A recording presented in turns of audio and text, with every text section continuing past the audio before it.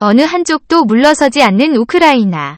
러시아 전쟁책은 혈액암으로 수술에 들어간 것으로 알려진 푸틴 대통령이 놀라운 친서를 러시아 관료에게 전달한 것으로 알려졌는데요.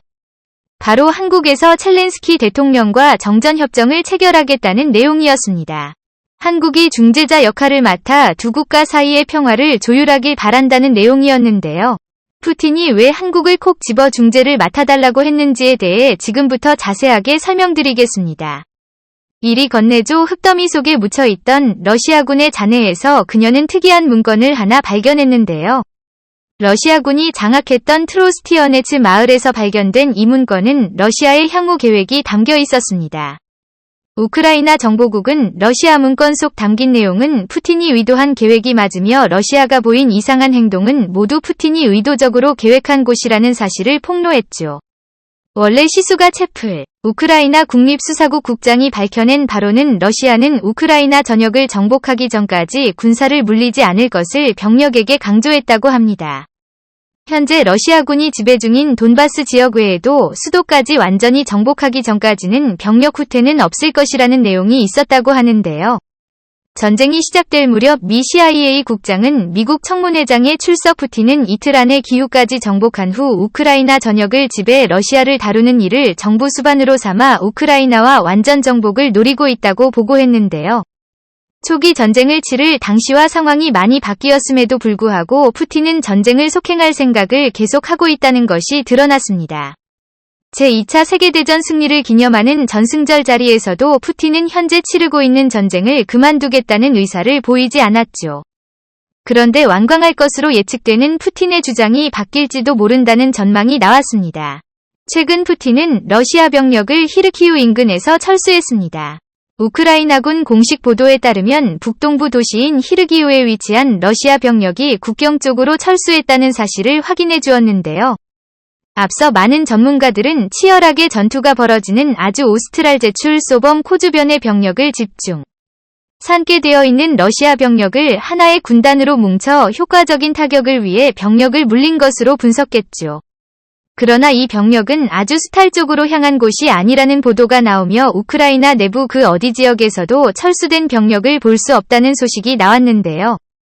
감쪽같이 사라진 이 병력의 존재에 대해 의혹이 일어나는 그 순간 푸틴에게 심상치 않은 경고가 일어났다는 보도가 발생했습니다. 바로 그동안 끊임없이 의혹만 제기되었던 혈액암과 관련 일을 제대로 바로잡기에 병원에 입원했다는 소식이었죠. 영국 메이저 언론사인 더 타임스는 푸틴 대통령이 혈액암으로 입원했으며 이 입원이 중대한 변화를 가져왔다고 분석했습니다. 올리가르이의 인터뷰를 인용해 이 소식을 전한 더 타임스는 현재 푸틴의 상태가 심각하다는 사실을 알렸습니다. 미국 잡지 뉴라이즈에 역시 러시아 관련자의 인터뷰를 공개하며 푸틴이 암투병 사실을 확인 전쟁 침공 직전 푸틴은 혈액암 관련 수술을 한 차례 받았다는 사실을 추가적으로 보도했습니다. 러시아 언론 역시 푸틴의 혈액감소 사실을 보도하며 현재 푸틴의 암투병 상태가 급격하게 악화되었으며 이를 위해 푸틴의 대역이 급하게 필요하다는 사실을 공개했죠. 보도를 종합해보자면 현재 푸틴이 혈액암으로 쓰러졌고 전쟁을 지휘할 만큼 정신이 없는 것은 분명한 사실. 매년 참석하던 아이스 하키 경기에도 불참하고 영상 메시지를 통해 자신의 존재를 알린 것을 봤을 때 러시아에선 권력의 공백이 발생한 것인데요. 놀랍게도 이 모든 것을 예측한 푸틴이 공백 기간 중 찾아올 자신의 상황을 예측하고 비밀 메시지를 복원한 것입니다. 그리고 그 메시지를 받은 인물은 급하게 모습을 감추죠. 그 인물이 다시 나타난 곳은 바로 연해주였습니다. 친서를 건네받은 한국인들은 갑작스러운 내용에 정신을 차리지 못했는데요. 연해주 정부 고위 공무원이자 세계산업 및 기업인협회 아시아 태평양 지역 지부장인 예브게니 루세츠키 지부장은 심각한 얼굴을 했죠.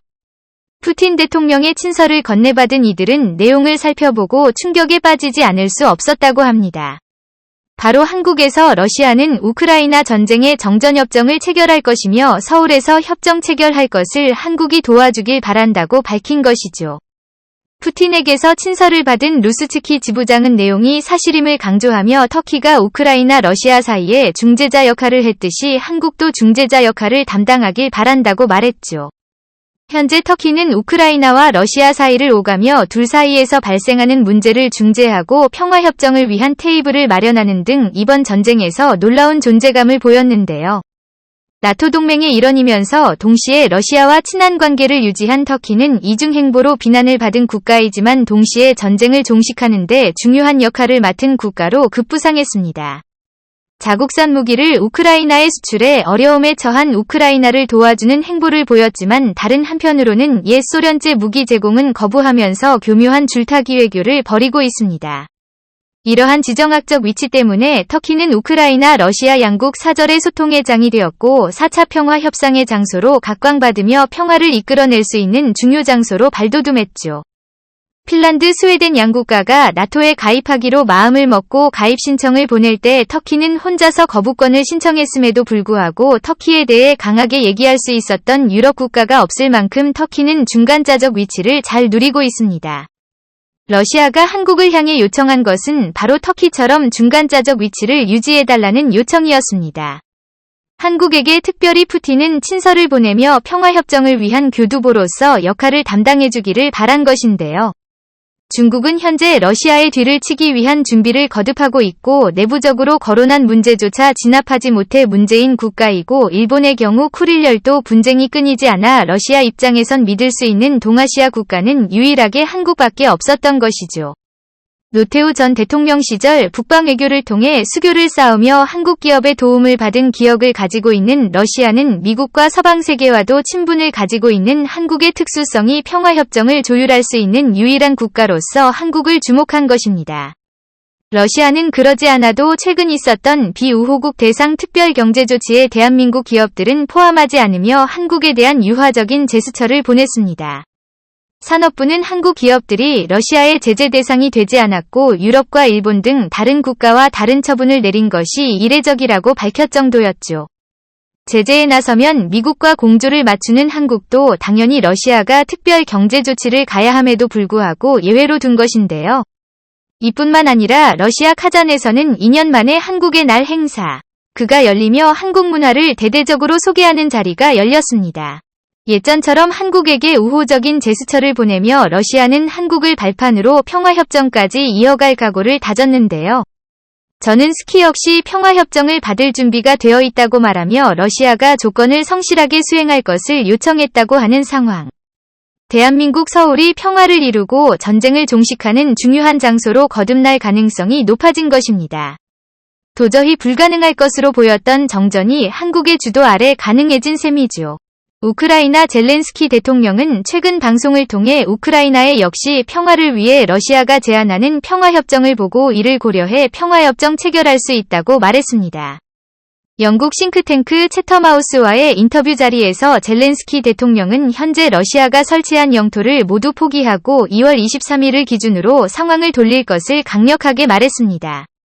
그는 그들이 모든 다리를 파괴했지만 비유적으로 말해서 아직 모든 다리가 파괴되지 않았다고 언급하며 아직까지 대화 채널을 우크라이나는 포기하지 않았다고 밝혔죠. 혈액암으로 수술까지 받는 상황. 게다가 전쟁의 양상 역시 푸틴이 원하는 만큼 극복되지 않은 가운데 푸틴이 할 수 있는 것은 현재 가지고 있는 해결사요. 러시아군이 지키고 있는 영토를 지키는 것이 고작이죠. 미 싱크탱크 전쟁연구소는 러시아가 가진 전략의 숫자가 그리 많지 않으며 설사 러시아가 이 모든 영토를 온전히 방어한다고 한 뒤 경제위기로 인해 위태로운 러시아 경제를 고려한다면 조그만 충격에도 아슬아슬한 평화는 깨질 가능성이 높다고 분석했습니다. 출구 전략을 러시아도 고민해야 하고 우크라이나와 타결을 맺어 우크라이나-러시아 쌍방 간 협의를 봐야 하는 입장이죠. 서울에서 벌어진 정전협정은 과연 어떤 방식으로 결말을 맞이할까요? 전쟁의 비극을 잊고 폐허에서 선진국으로 거듭난 한국 상징적인 이 자리에서 우크라이나, 러시아 모두 만족할 만한 정전협정을 맺길 바라며 쓸데없이 흐르는 비가 이번 기회로 완전히 사라지기를 기원해 보겠습니다. 수용해 주셔서 감사합니다.